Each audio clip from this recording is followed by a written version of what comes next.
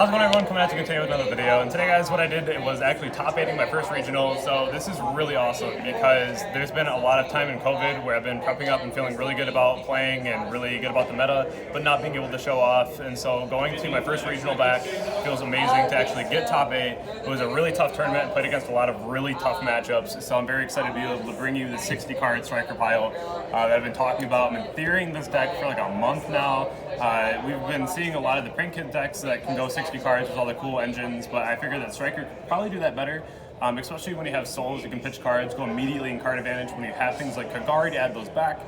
So let's just go right over the profile here and we'll talk about all the choices and why I played the way that I did. So to start things off here, I actually broke the code. I play the third rows now.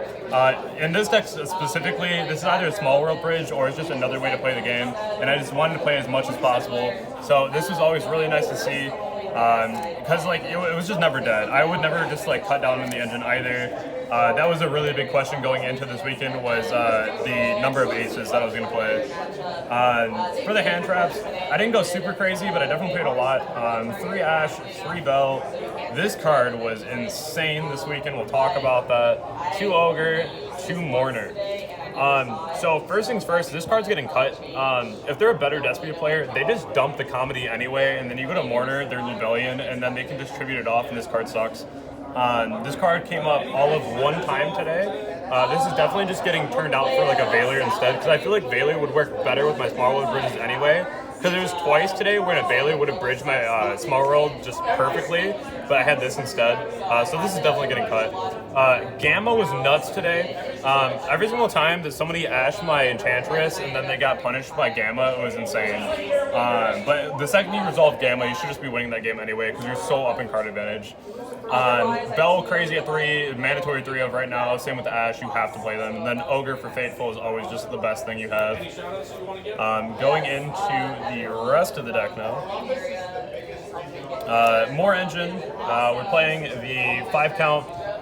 2 souls, 2 illusion, 1 prep. You always want to play 5 ways to search 1 card. So I always like to have engines and 5s if I can. So that's why I play 2, 2, and 1. Souls is broken all weekend, just the freest draw as possible. Being able to pitch off your Fateful and your GGYGO back for just so much advantage is so nice. Especially when you throw striker spells in the graveyard and then you can go Kagari and add them back. Always really beautiful to see here. The next thing is the right package. So the thing that I really enjoy about this, other than the fact that it's just broken, is that if you have Ray, so nobody ever interacts with Ray when you normal summon it outside of like maybe a super poly. So what this does for you is that you normal summon Ray and you go Hayate. And people, it's the same thing as when you have multi-roll on the board, they will always interact with your multi-roll. So when you summon Hayate, they'll always interact with Hayate. If you go for like the battle phase hit, they'll either imperm you, they will remove your monster from the board, they'll do whatever they want to do, which is perfectly fine. Because then you go main phase 2, since you didn't use the effect array, then you can go ahead and use the right after they already try to hand trap you, and then you can go full combo on the main phase 2. Because this card just puts so much pressure on the board, and when they think this is all that you have, you actually just win the game. It's pretty nuts. That came up multiple times today doing that line. Also, the Griffin, a lot of people who play Striker with the Brave engine, they don't play this. This card's so crucial because if you're in a simplified game state, you just go for this then and they just lose to their top deck being negated. Or if you're playing against Despia, game 2, you always summon Griffin instead of going DPE, because you want to summon DPE when it's a grind game and they're already dwindled on resources. If you summon Griffin first, you play around Super Poly, and it's overall just really nice to have the negate instead of the DPE. So that's a really good way. I lost 80% of my game 1s today and had to reverse 2 everyone, which was pretty nuts. My sideboard's pretty insane though for that, so I'll talk about that when we get there as well. The next one was the Fusion Destiny engine. I don't really have to explain this very much. These cards are just broken, free advantage. DP is actually just insane. This is the best card in the deck, hands down. This card is actually just wild.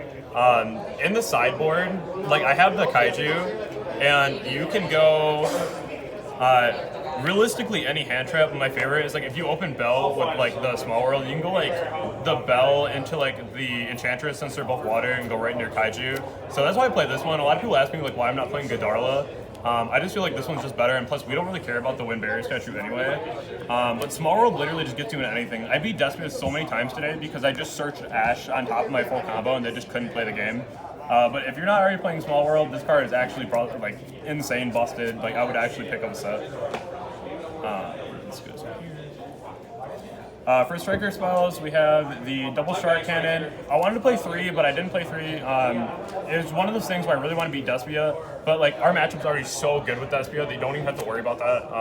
A lot of times if they're like really solid and it's a good grind, then yeah, it can get a bit more intense, but I feel like at the same time, your matchup's already so real with the amount of cards we play, and like the Widow Anchors from Mirror Jade, that as long as you know what the matchup does and you can avoid cards like Comedy, then you're going to do really well. In the final, there's a Mirror Jade on board, and I wanted to steal his Mirror Jade, but I knew that he had Comedy in the graveyard, so I went and Shark Cannon his Comedy first, and it like forced him to use the Comedy to get rid of the Mirror Jade, and at that point I just knew I was so far ahead that it didn't really matter. Double Burner, still good removal. Triple Anchor, not going to explain that because that card's just broken. Double Cosmic, always main deck this card, it's insane. The Game 1 Cosmic, this card came up so much today actually, and hitting like Theaters, hitting the set Brandon and Reds, just any matchup where there's just generically back row. I played against Geist as well today, came up a lot in that as well. Always just main decking some kind of back row out so you don't lose to random things. More striker spells, Hornet Drone, Engage, best card ever, multi-roll.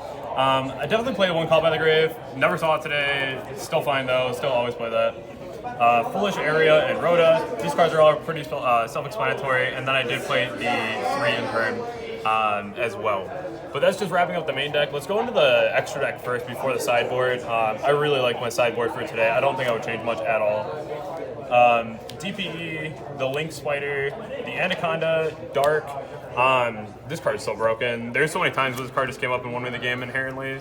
The rest of the extra deck's pretty standard. I play Access Code, the 1 Zeke, 1 Kaina. I was going to cut this for Unicorn. I'm happy I didn't, honestly. It was just really good today.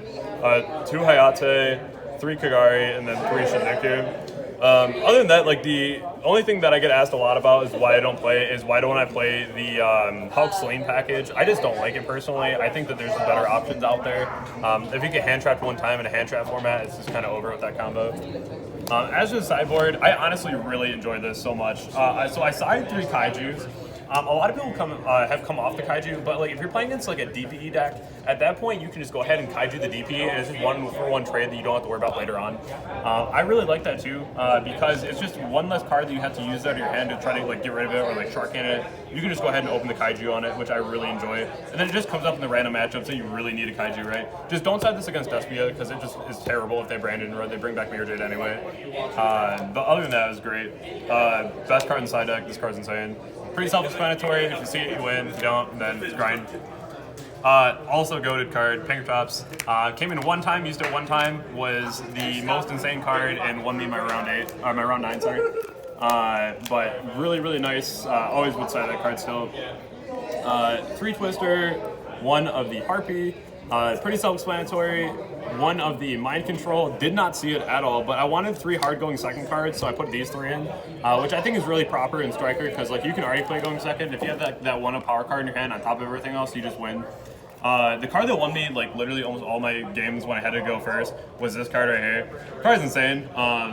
It is what it is, you know? A lot of times if you have the way to out the Draco back, or you don't let them get the token on the board, you just auto-win with this card. I sat on this card for like 4 turns and just had enough gas to kill my opponent. But every single time I saw this card, I won, which is pretty crazy. I would not main deck that, but like keeping them inside is super clean.